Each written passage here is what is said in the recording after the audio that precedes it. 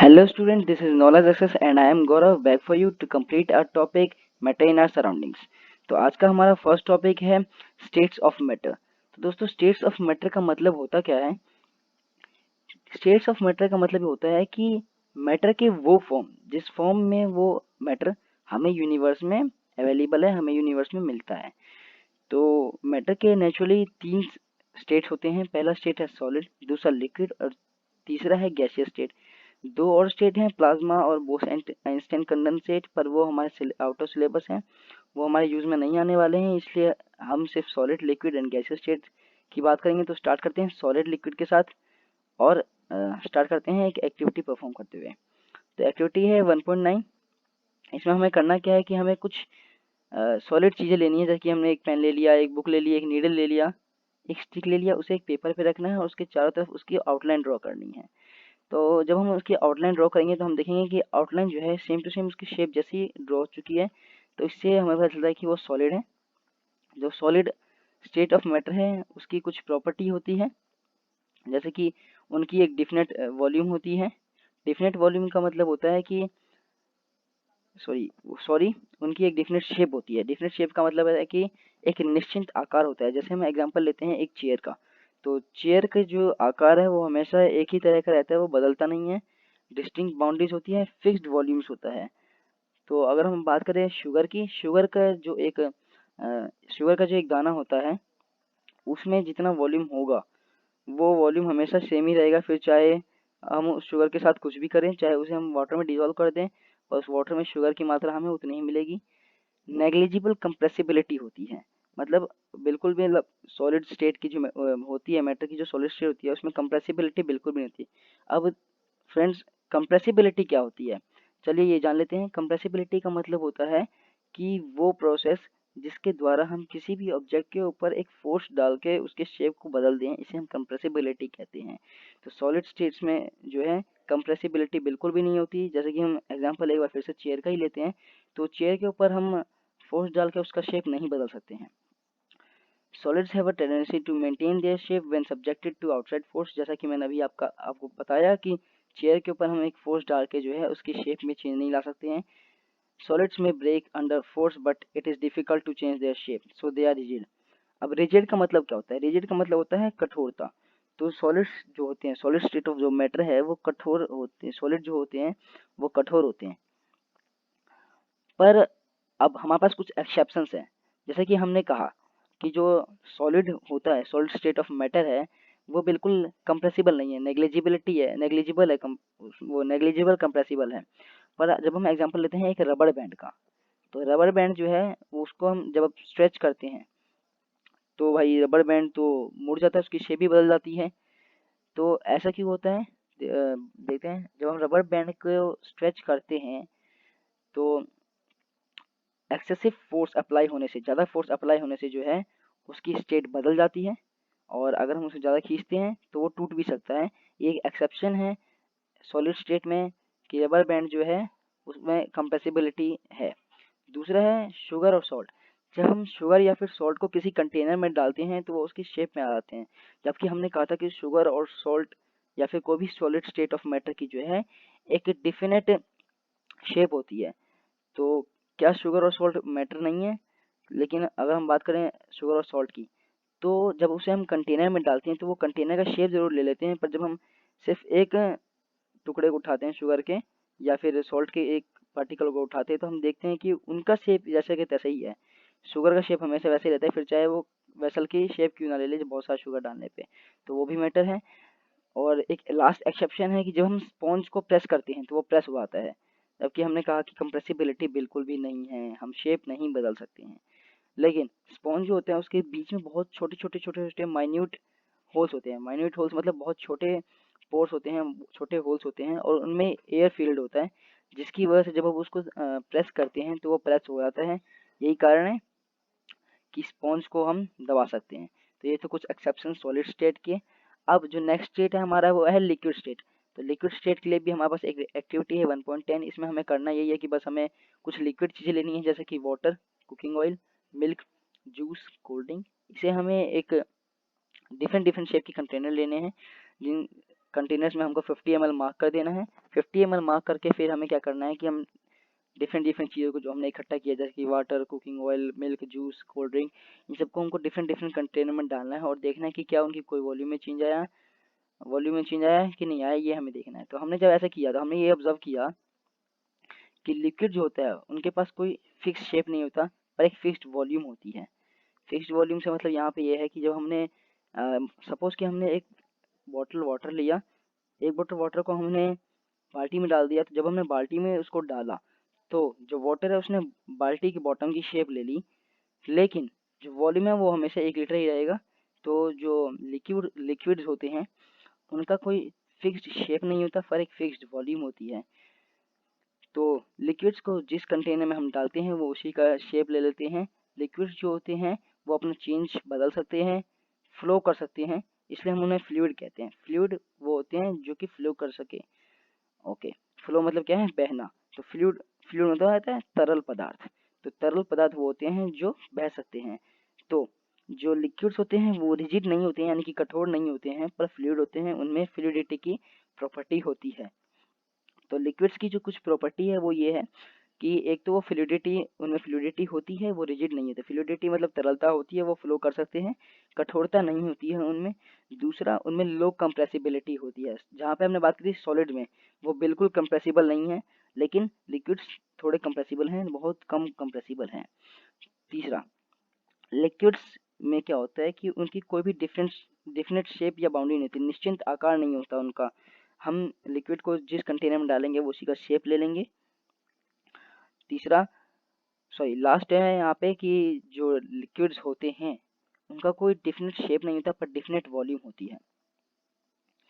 तो आगे बढ़ते हैं स्टूडेंट्स। आगे बढ़ते हुए हमने ये देखा कि अब हम बात करेंगे हम गैसियस स्टेट की। गैसियस स्टेट क्या है? तो दो हमारे जो हैं दो स्टेट्स तो हमारे थे, liquid and solid. Third state है वो है गैसियस स्टेट। तो गैसियस स्टेट जो है उसको परफॉर्म, मतलब जैसे कि हमने सॉलिड एंड लिक्विड स्टेट में एक एक्टिविटी परफॉर्म की, उसके बारे में उसकी प्रॉपर्टी जानने से पहले वैसे ही गैसियस स्टेट की भी प्रॉपर्टी है। तो गैसियस स्टेट के लिए है एक्टिविटी 1.1 एक्टिविटी, हम वो देख लेते हैं। उसमें हमें करना क्या है कि हमें 100 ml की 3 सिरिंजेस लेनी है। सिरिंजेस आपने देखा होगा, सिरिंजेस जैसे कि आप इंजेक्शन देखते हैं, इंजेक्शन को हम सिरिंजेस कह सकते हैं। तो हमें 100 ml की 3 सिरिंजेस लेनी है, और सिरिंजेस की जो नोज है, यानी कि सिरिंजेस की जो मतलब ऊपर का साइड है, उसे हमें रबड़ लगा के बंद कर देना है। रबड़ लगा के बंद करना है, हम देख सकते हैं इस फिगर में। जैसे कि हम फिगर में देख सकते हैं कि ये हमारे पास एक सिरिंज है। सिरिंज में हमने भाई रबड़ कॉक लगा के यहाँ पे जो है इसका बंद कर दिया है नोज। उसके बाद हमें क्या करना है कि हमें पिस्टन होती है, ये ऊपर वाली जो हमारा ये एरिया है, ये पिस्टन होती है। तो इस पिस्टन को रिमूव कर देना है तीनों सिरिंजेस में से। और पिस्टन को रिमूव करके हमें करना क्या है कि फर्स्ट जो सिरिंज है उसको तो हमें अनटच्ड छोड़ देना है, यानी कि जैसा था वैसे ही छोड़ देना है हमें। सेकंड सिरिंज में क्या करना है, हमें वाटर फिल कर देना है। और थर्ड सिरिंज में हमें क्या करना है कि हमें थोड़े से चॉक के टुकड़े डाल देने हैं। उसके बाद हम क्या कर सकते हैं, हम यहाँ पे एक वैसलीन इंसर्ट कर सकते हैं। वैसलीन मतलब जो ये रबड़ आपको दिखाई दे रहा है इसे हम वैसलीन कहते हैं, जिससे कि हम आसानी से सिरिंज को पुश कर सके अंदर की ओर। अब हमें करना क्या है कि जब हमने तीनों सिरिंजेस में एक को खाली छोड़ दिया, एक में हमने पानी डाल दिया और एक में हमने चॉक के कुछ टुकड़े डाल दिए, तो हमें पिस्टन से लगाकर पिस्टन वापस लगा के उन्हें प्रेस करना है। तो हम ये देखेंगे कि जब हमें ऑब्जर्व करना है कि किस में ज़्यादा फोर्स लगा। तो हम ये देखते हैं कि भाई जब हमने फर्स्ट वाला जो हमारा सिरिंज था जिसमें कुछ हमने डाला नहीं था, जैसे कि हमने सेकंड में वाटर और थर्ड में हमने वो डालता, क्या कहते हैं इसको, चॉक डाला था हमने। तो फर्स्ट वाले में हमने कुछ डाला नहीं था, तो फर्स्ट वाले को हम इजीली पुश कर पा रहे हैं, फर्स्ट वाले सिरिंज के पिस्टन को हम इजीली पुश कर पा रहे हैं। तो ऐसा हो क्यों रहा है? तो ऐसा इसलिए हो पा रहा है दोस्तों कि गैसियस स्टेट की प्रॉपर्टी ये है कि वो हाईली कंप्रेसिबल होते हैं। जैसा कि हम देखा, सॉलिड स्टेट नेग्लिजिबल कंप्रेसिबिलिटी होती है, लिक्विड में लो कंप्रेसिबिलिटी होती है, गैसियस स्टेट में हाईली कंप्रेसिबल होते हैं। हम देखते हैं कि हमारे घर में जो सीएनजी होती है, सॉरी सीएनजी कह रहा हूँ, एलपीजी आती है हमारे घर, एलपीजी सिलेंडर्स होते हैं हमारे घर में। तो एलपीजी सिलेंडर्स, या फिर हम व्हीकल्स में यूज़ करते हैं सीएनजी गैस। तो हम सीएनजी गैस इसलिए यूज़ करते हैं क्योंकि वो हाईली कंप्रेसिबल होते हैं, और छोटी सी जगह पे हम ज़्यादा से ज़्यादा गैस को इकट्ठा करके रख सकते हैं। इसीलिए हॉस्पिटल्स में भी ऑक्सीजन जो सप्लाई होती है वो गैस के रूप में ही होती है।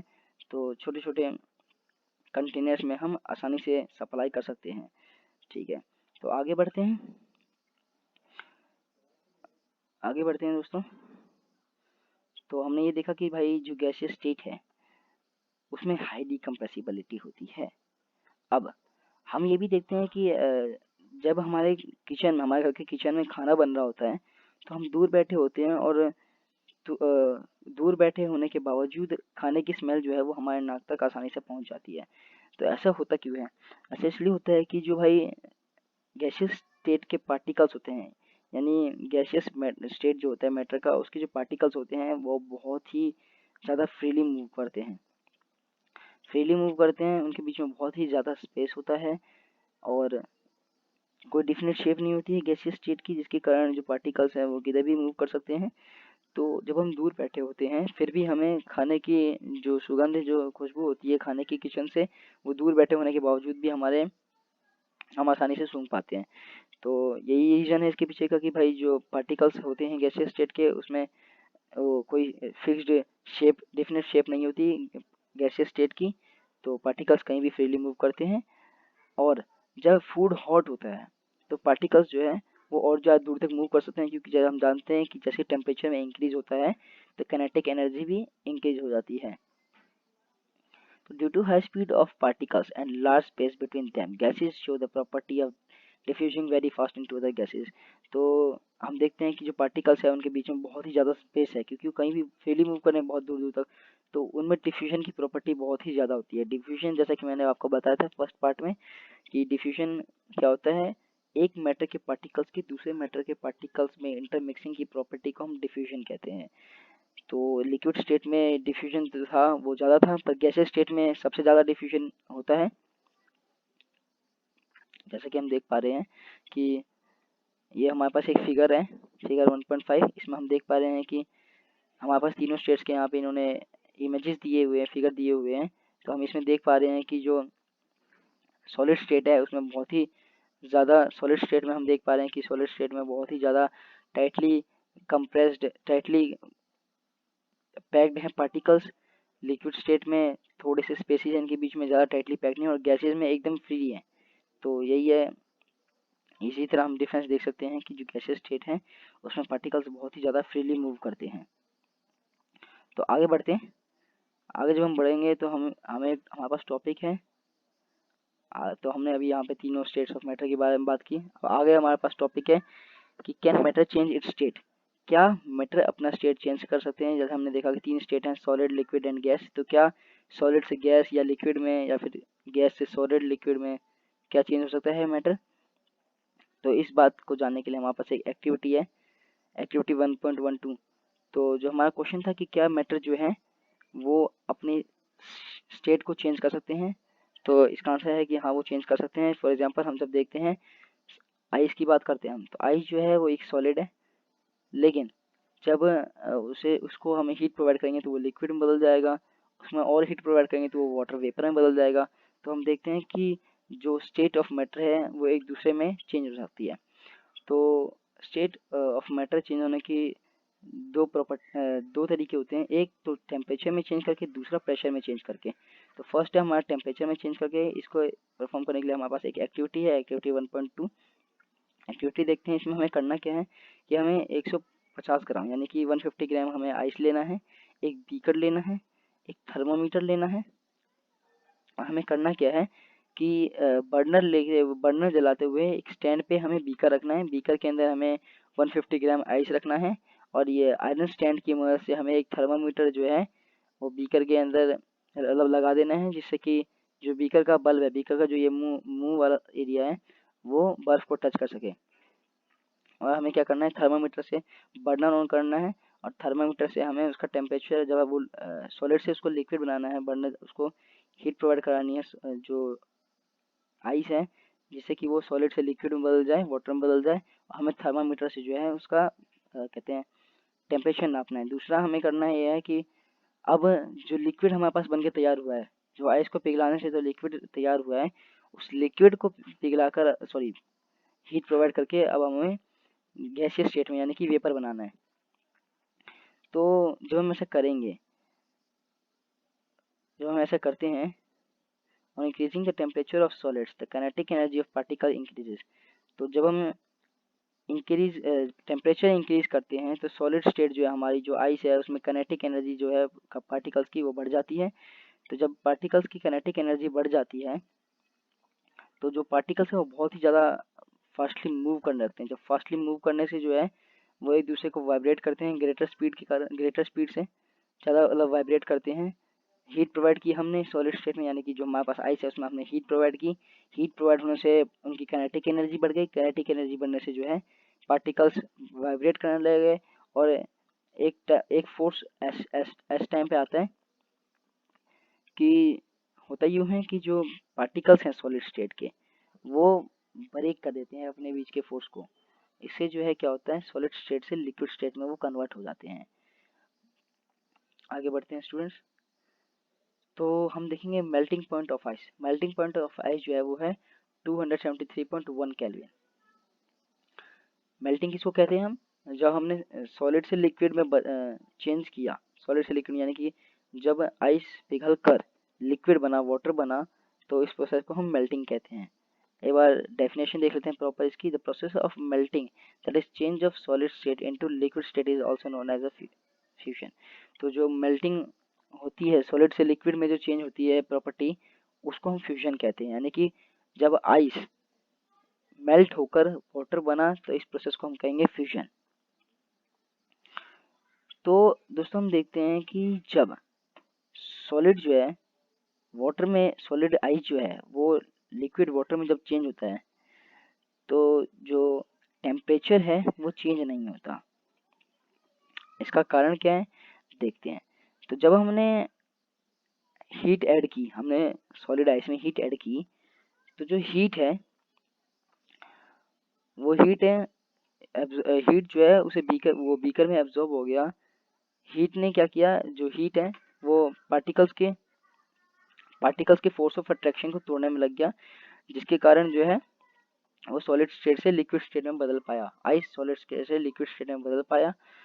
तो जब हम टेम्परेचर नापते हैं थर्मामीटर में तो हम देखते हैं कि जो टेम्परेचर है वो बिल्कुल भी चेंज नहीं हुआ है। आइस का भी टेम्परेचर वही था और वाटर का भी टेम्परेचर वही था, तो इसीलिए हो पाया है। तो यहाँ पे जो हीट है वो हिडन हो गई। तो हिडन हीट को हम कहते हैं, हिडन यानी कि गायब हो गई, हिडन हीट को हम कहते हैं लेटेंट हीट यानी कि छुपी हुई हीट। तो ये जो छुपी हुई हीट है ये अब्जॉर्व हुई है बीकर में, ताकि जिससे कि वो फोर्स ऑफ अट्रैक्शन तोड़ पाई पार्टिकल्स का, सॉलिड आइस का जो पार्टिकल्स के बीच में जो फोर्स ऑफ अट्रैक्शन है उसे तोड़ पाई, जिससे कि वो लिक्विड में बदल पाया।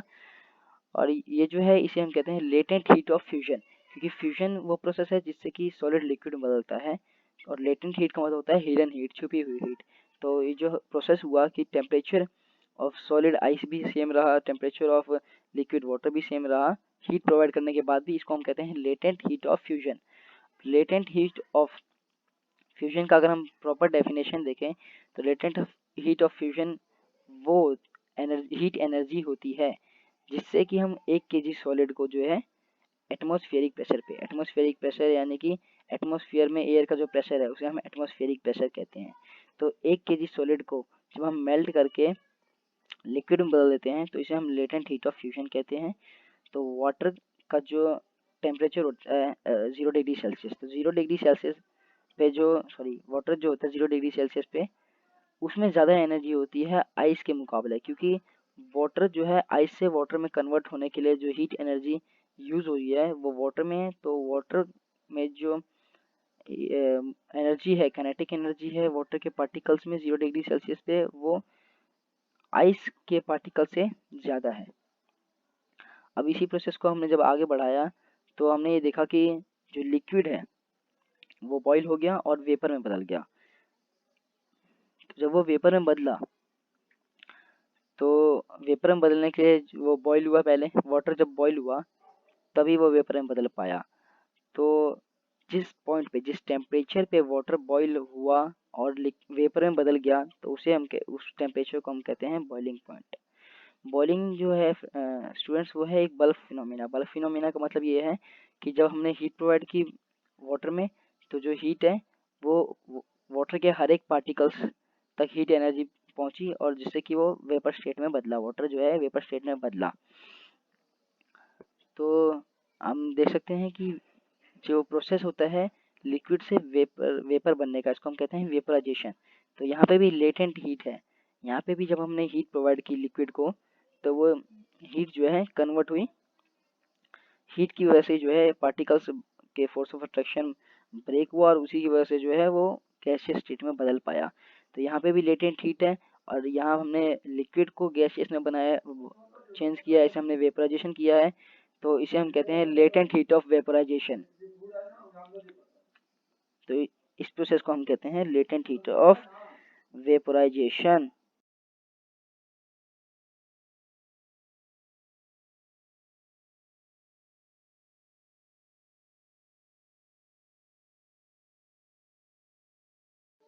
तो इसको हम कहते हैं लेटेंट हीट ऑफ वेपराइजेशन। हम यहाँ देख पा रहे हैं सॉलिड में हमने हीट प्रोवाइड की तो वो लिक्विड बन गया, लिक्विड में हमने हीट प्रोवाइड की तो गैसियस बन गया।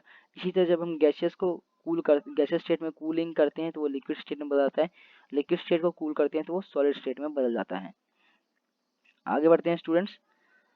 तो आगे हम ये देखेंगे कि हमारे पास एक एक्टिविटी है, एक्टिविटी 1.13, एक्टिविटी 1.13।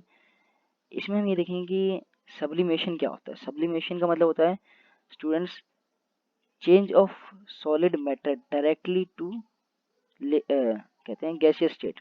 मतलब बिना लिक्विड स्टेट में आए सॉलिड स्टेट जब गैसियस स्टेट में बदल जाता है तो इसे हम सब्लिमेशन कहते हैं। फिर चाहे वो गैसियस स्टेट से सॉलिड में बदले या सॉलिड से गैसियस स्टेट में बदले, बट लिक्विड स्टेट में बिना आए ये सब होता है, तो इसे हम सब्लिमेशन कहते हैं। तो इसको प्रूव करने के लिए हमारे पास एक्टिविटी है, एक्टिविटी 1.3। इसमें हमें करना क्या है कि हमें कैम्फर लेना है, कैम्फर यानी कि जिसे हम कपूर कहते हैं, कैम्फर, या फिर हम अमोनियम क्लोराइड ले सकते हैं।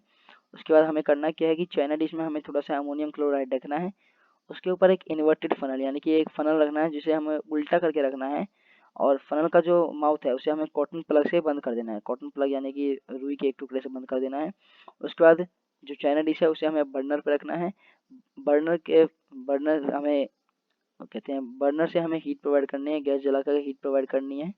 तो कुछ देर बाद जो ये एक्टिविटी परफॉर्म होगी तो कुछ देर बाद हम ये देखेंगे कि जो फनल है हमारा इन्वर्टेड फनल, उसके साइड में यहाँ पे अमोनियम क्लोराइड जो है वो डिपॉजिट हो रहा है, अमोनियम क्लोराइड डिपॉजिट हो रहा है।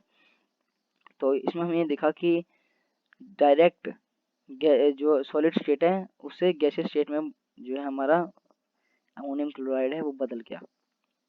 तो इसे हम कहेंगे सब्लिमेशन, इस प्रोसेस को हम कहेंगे सब्लिमेशन।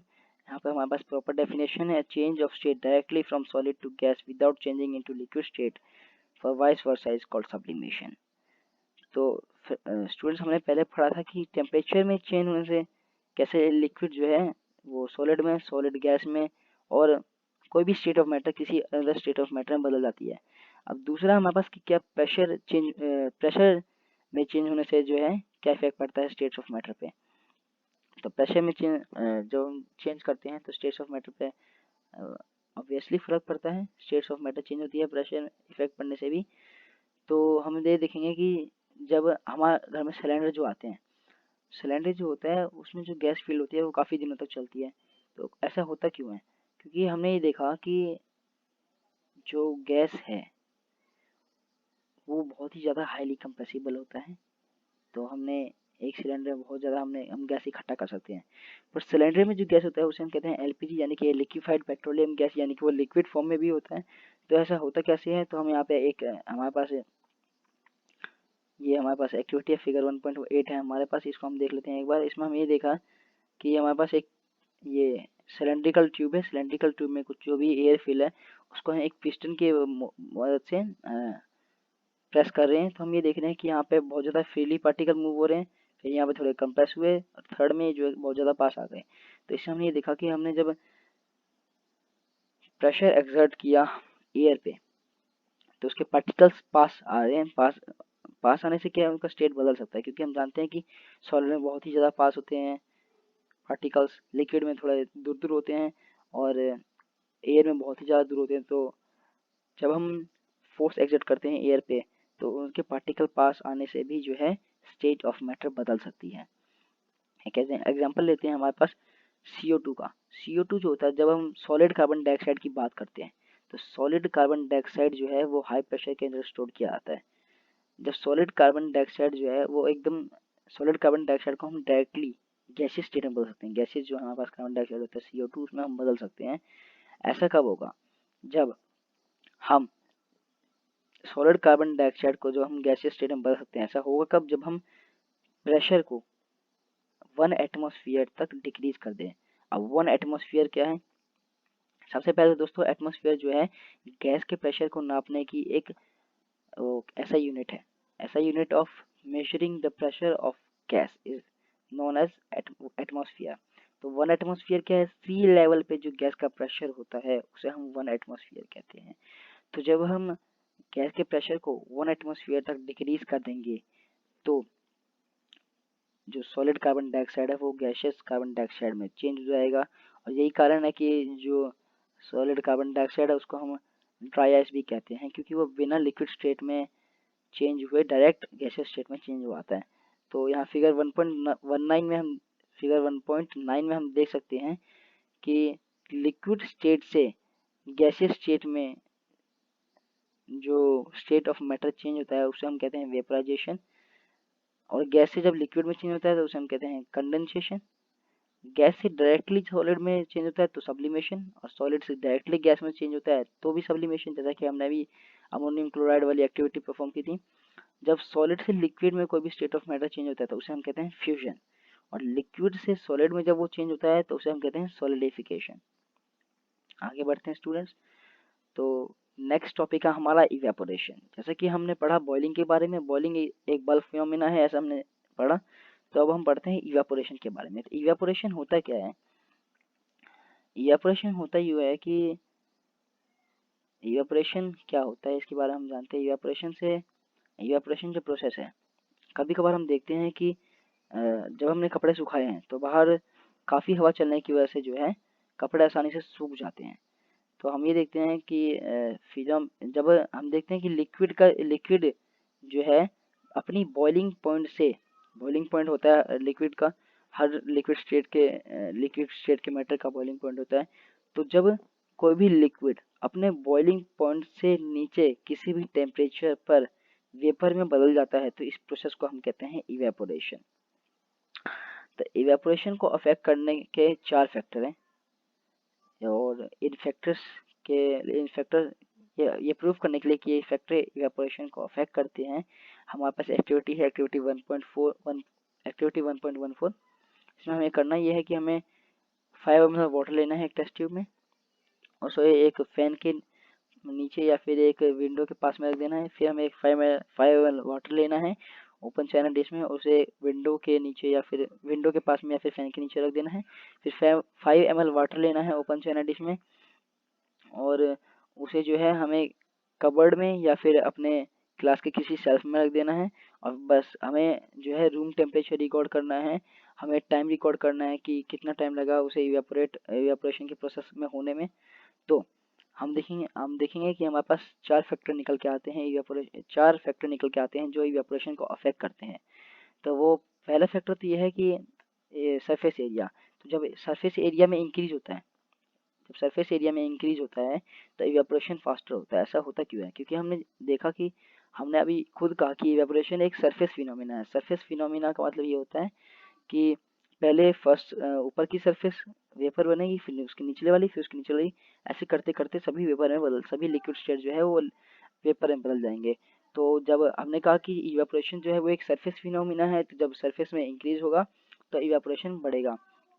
दूसरा, इंक्रीज ऑफ टेम्परेचर के बढ़ने से भी जो है इवेपोरेशन पे इफेक्ट पड़ता है।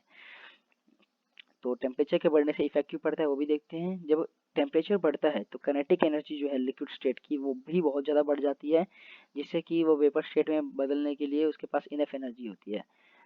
तीसरा है डिक्रीज इन ह्यूमिडिटी। तो ह्यूमिडिटी क्या होती है स्टूडेंट्स? ह्यूमिडिटी होती है कि एयर में जो वाटर वेपर प्रेजेंट होता है उसके अमाउंट को हम ह्यूमिडिटी कहते हैं।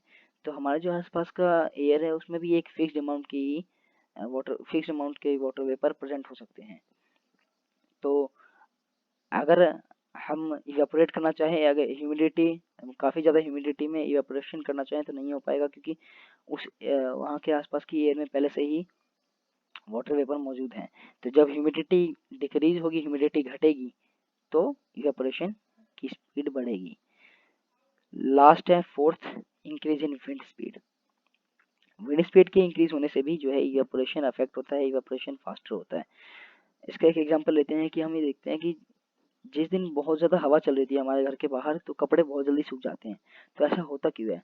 ऐसा इसलिए होता है कि जब विंड की स्पीड बढ़ती है तो वहाँ के जो वाटर वेपर्स में जितने भी वहाँ पे जो वाटर, वहाँ के जो आसपास की जो ह्यूमिडिटी है वो कम हो जाती है। ह्यूमिडिटी कम कैसे होती है? वहाँ पे एयर में जितने भी वाटर वेपर मौजूद है, विंड उन सबको अपने साथ उड़ा कर ले जाता है, जिसके कारण से जो सराउंडिंग का एरिया है वो उसमें ज़्यादा वाटर वेपर होता नहीं है और इवेपोरेशन उससे फास्ट हो जाता है। अब हमारे पास एक टॉपिक है, जब हमने बात की इवेपोरेशन की, तो इवेपोरेशन से हम ये भी जानते हैं कि इवेपोरेशन से जो है कूलिंग होती है।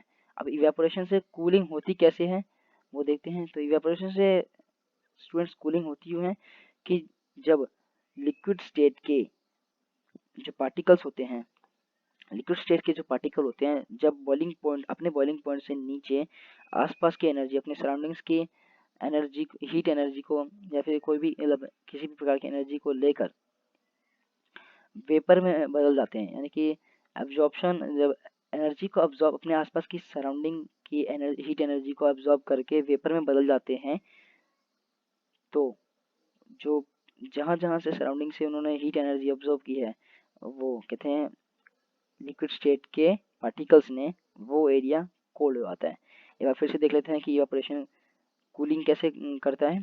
तो जो पार्टिकल्स होते हैं लिक्विड के, वो अपने आसपास की एनर्जी लेकर वेपर में बदल जाते हैं। तो अपने आसपास की एनर्जी जब वो लेकर वेपर में बदलते हैं, तो आसपास की हीट एनर्जी जो है, आसपास की जो गर्म जगह है वो कुल जगह में बदल जाती है। अब हमारे पास एक क्वेश्चन, कुछ हमारे पास एग्जांपल है डेली लाइफ के इवेपोरेशन से रिलेटेड, जैसे कि है कि हम why should we wear cotton clothes in summer. Question है हमारे पास कि why should we wear cotton clothes in summer, की जो समर में, गर्मी के मौसम में हमें कॉटन क्लोथ्स क्यों पहनना चाहिए? तो कॉटन क्लोथ्स हमें इसलिए पहनना चाहिए स्टूडेंट्स की, जब हम कॉटन क्लोथ्स पहनते हैं तो जो हमारा जो स्वेट है, हमारा जो पसीना है हमारी बॉडी में, कॉटन क्लोथ्स उसे ईजिली अब्जॉर्ब कर लेते हैं। जब वो उसे स्वेट को ईजिली अब्जॉर्ब कर लेते हैं तो इवेपोरेशन हो पाता है, जिससे कि वो कॉटन क्लॉथ ठंडे हो जाते हैं, और क्योंकि हमने वो कॉटन क्लॉथ पहने होते हैं तो हमें भी ठंडक महसूस होती है। दूसरा है why do we see water droplets on the outer surface of a glass containing the cold water. तो जो जब हम किसी ग्लास को देखते हैं जिसमें कोल्ड वाटर होता है, तो हम ये देखते हैं कि उसके कुछ ही पल में उसके चारों तरफ जो है छोटे छोटे वाटर ड्रॉपलेट्स आ जाते हैं। तो अब ये क्यों होता है, इसके बारे में देखते हैं। यहाँ पे हम कुछ ये देख लेते हैं हम कि ऐसा होता क्यों है।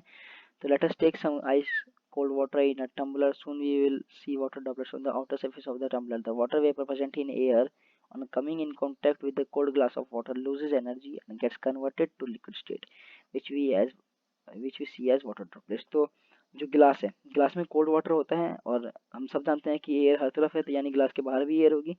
तो जब एयर गिलास से टकराती है, तो जब वो ठंडी गिलास से टकराती है तो वो अपनी एनर्जी लूज कर देती है, और एनर्जी लूज करने से वो एयर जो है वो वाटर में बदल जाता है, लिक्विड स्टेट में बदल जाता है, जिससे कि हम वाटर ड्रॉपलेट्स देख पाते हैं। तो दोस्तों, ये था end of the chapter. Matter in our surroundings is totally completed. तो होप सो आपको ये चैप्टर फुली समझ में आ गया होगा। तो अगर आपको ये चैप्टर अच्छे समझ में आ चुका है तो वीडियो को लाइक कर दें, और अब चैप्टर क्योंकि पूरी तरह से खत्म हो चुका है, तो आप पूरी चैप्टर में से कोई भी क्वेरी अगर पूछना चाहें तो आप कमेंट्स बॉक्स में शेयर कर सकते हैं कमेंट करके, और वीडियो को ज़्यादा से ज़्यादा शेयर करें, जिससे कि आपके दोस्तों को भी फ़ायदा हो इस लॉकडाउन पीरियड में। और अगर आपने अभी भी चैनल को सब्सक्राइब नहीं किया है तो चैनल को सब्सक्राइब कर दें, जिससे कि आपको नेक्स्ट अपडेट्स मिलती रहें। एक और बात कहना चाहूँगा स्टूडेंट्स आपसे कि अगर आपने फर्स्ट पार्ट नहीं देखी है इस चैप्टर का, तो वो भी देखें, क्योंकि वो भी आपके लिए बहुत ज़्यादा यूज़फुल है। तो मिलते हैं हमारी नेक्स्ट वीडियो के साथ, तब तक के लिए गुड बाय।